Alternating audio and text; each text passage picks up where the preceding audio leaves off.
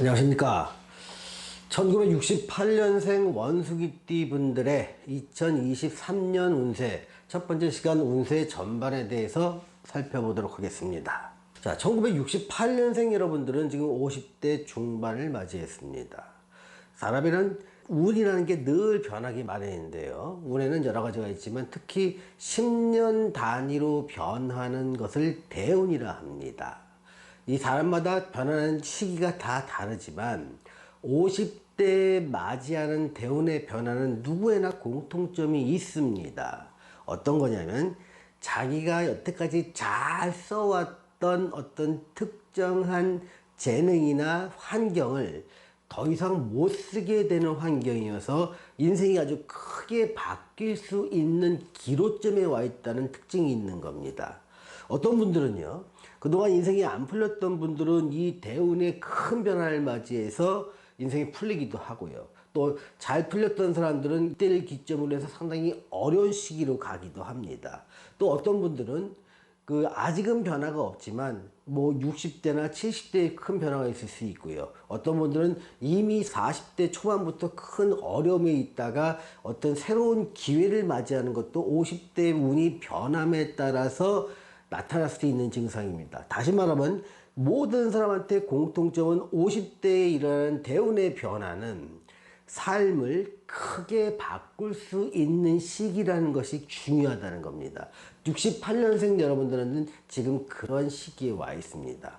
이런 대운의 큰 변화를 맞이하는 시기에서 특히 삼재를 맞이하는 68년생의 경우에는 그 변화의 정도가 상당히 클 수밖에 없으며 어떠한 선택을 했느냐에 따라서 인생의 굴곡 정도가 상당히 힘들어질 수도 있고 아주 좋아질 수도 있는 굉장히 중요한 기로점에 나와 있는 상황입니다.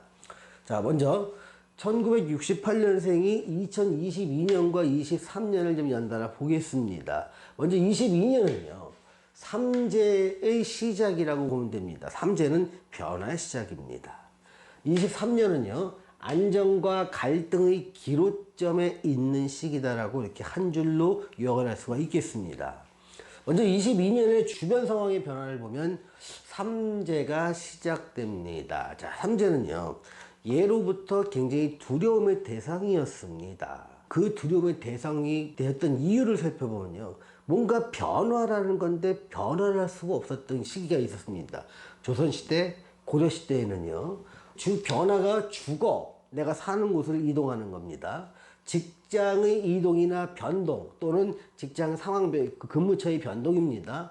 사업 아이템의 이동 또는 변동 또는 직업의 변화, 이것들도 안 되면 해외여행에도 한 번씩 갔다 와야 이 삼재의 변화에 좀 순응하는 모습인데, 조선시대와 고려시대는 이 모든 것을 할 수가 없다 보니까 삼재가 변하는 시기에 변하지 못하다 보니까 상당히 많은 재난을 이 삼재의 두 번째 해인 노을삼재라고 하기하고 눌삼재라고도 합니다. 이 두 번째 시기에 많이 당했습니다. 근데 현대인들은요, 이것들을 변화해주면 됩니다.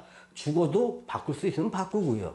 직장의 이동 변동 당연히 따라야 됩니다. 사업을 하시는 분들은 아이템의 이동이나 변동이나 아니면 사업장의 변화 또는 사업 모습의 변화들을 꾀해야 됩니다. 직업 자체의 변화도 많이 일어납니다.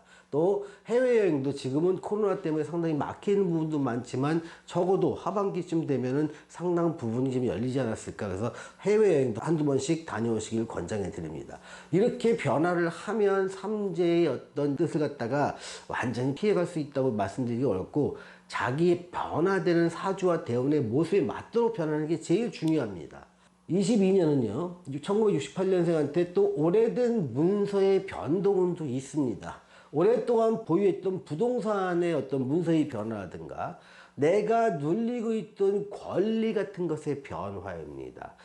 안정적으로 임대료를 받았던 사람들은 그것이 없어져 버리거나 변화돼 버리거나, 아니면 내가 특허권이나 다른 어떤 저작권이나 이런 것들을 갖고 있을 때 그것들이 상당히 부분 변화되는 모습을 보시게 될 겁니다.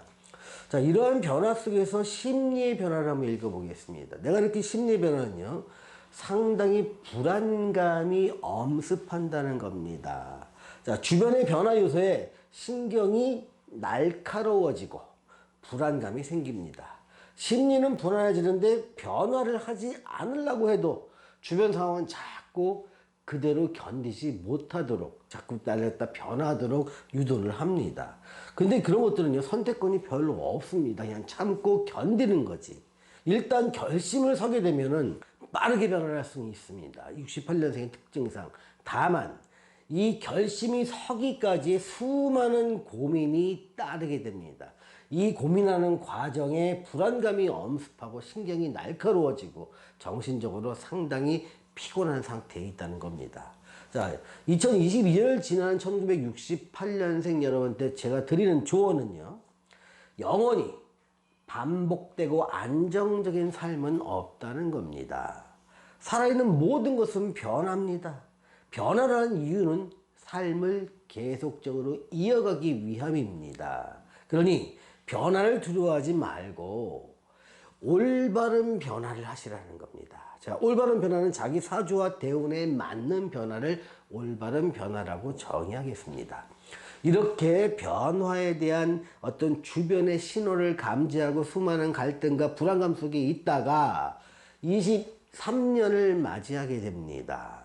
자, 23년에는요, 크게 두 가지를 나눠서 한번 보겠습니다. 22년에 뭔가 변화를 준 경우입니다. 즉, 주거도 바꾸고, 직장도 바꾸고, 사업 아이템도 바꾸고, 직장 환경도 바꾸고, 일 자체를 바꾸는 모습을 했던 사람이라면 이런 경우고, 또 하지 않았던 사람의 경우로 좀 두 개로 나눠보겠습니다. 변화를 한 경우에는요, 또 두 가지 나눠볼 수 있는데요.